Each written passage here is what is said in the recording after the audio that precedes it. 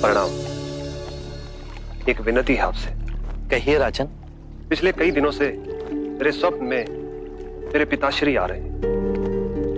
मैंने ब्राह्मणों से भी इसका अर्थ पूछा तो उनका कहना था कि तुम्हारे पिताश्री को शांति नहीं मिली, उनके लिए पूजा करनी हो, यज्ञ संपन्न करना होगा। आप तो परम ज्ञान का स्वरूप है, तो विनती है आपसे कि पूजा विधि आप ही के हाथों से हो, जो मेरे पिताश्री तक पहुंचे, उन्हें मुक्ति मिले, जीवन मरण के इस चक्र से वो मोक्ष पाले। अवश्य राजन। आप मिट्टी के 2 घड़े मंगवाइए, एक में घी भरवाइए और एक घड़े में कंकड़ पत्थर भरवाइए, और उन दोनों घड़ों के मुंह कपड़े से बंधवा दीजिए और उन्हें लेकर नदी के तट पर आइए। मैं वहीं आपकी प्रतीक्षा करूंगा। मैं भी इसका प्रबंध करता हूं महाराज।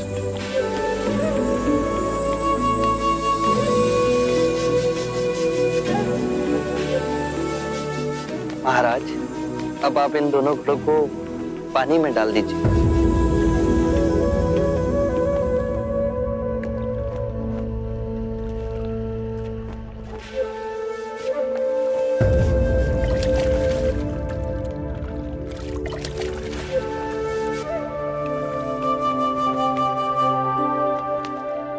महाराज, अब इन दोनों घड़ों को आप तोड़ दीजिए।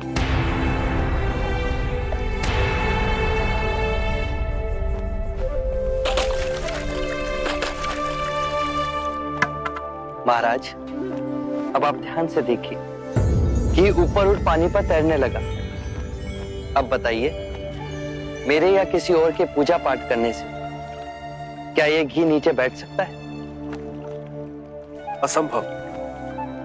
ये तो घी का स्वभाव ही नहीं। सत्य कहा आपने। उसी प्रकार किसी भी पूजा पाठ, विधि विधान, कर्म कांड के द्वारा पानी के अंदर डूबे हुए कंकड़ पत्थर क्या ऊपर आ तैर सकते हैं?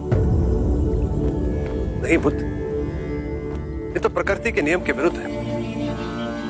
तो हम प्रकृति से भिन्न कैसे हुए?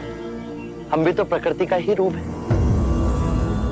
सत्य कहा बुद्ध। एक सत्य ये भी है राजन, यदि हमारे पूर्वजों ने अपने जीवन काल में कंकड़ पत्थर बोए, दुष्कर्म किए, तो वो स्वाभाविक ही कंकड़ पत्थर की तरह नीचे बैठ जाएंगे।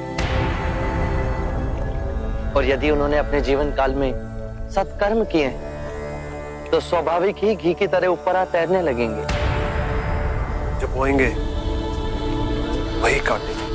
परंतु इस शरीर रूपी जीवन काल में ही नहीं, अपितु इस शरीर रूपी जीवन काल के पश्चात वाली यात्रा में भी हम जैसे कर्म करेंगे वैसा ही फल मिलेगा। अब बताइए, इस प्रकृति के नियम को कोई पूजा पाठ, कर्मकांड, विधि विधान, यज्ञ हवन मिटा सकता है? राजन, मैं भी इसको नहीं बदल सकता। केवल अच्छे कर्म ही मनुष्य की मुक्ति का द्वार खोलेंगे। कैसी तलवार है आपके हाथ में, जो एक क्षण में सारे झूठ काट केवल ज्ञान को प्रकाशित करती है। ना जाने कितने जन्मों और भटकता में यदि आपकी कृपा ना होती, इस एक क्षण में आपने अपनी अदृश्य तलवार से मेरे अहंकार का सर भी काट दिया। धन्य है प्रभु।